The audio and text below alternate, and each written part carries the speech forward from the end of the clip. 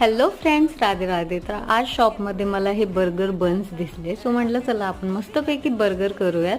तिथे टिक्की काही मला भेटली नाही, सो म्हटलं आपण मस्त व्हेजिटेबल बर्गर करूयात. सो त्याच्यासाठी मी सगळ्या बेसिक ज्या भाज्या आहेत त्या थोड्या थोड्या कट करून घेतल्या. बन जो आहे तो तुपात थोडा भाजून घेतला. त्याच्यानंतर लेटस जी आहे ती बारीक चिरून घेतली, खूप बारीक नाही, मीडियम चिरून घेतली. त्याच्यामध्ये मायो सॉस टाकलं आणि त्याची एक पेस्ट बनवून घेतली आणि मग ती टिक्कीवरती ॲज अ टॉपिंग यूज केली.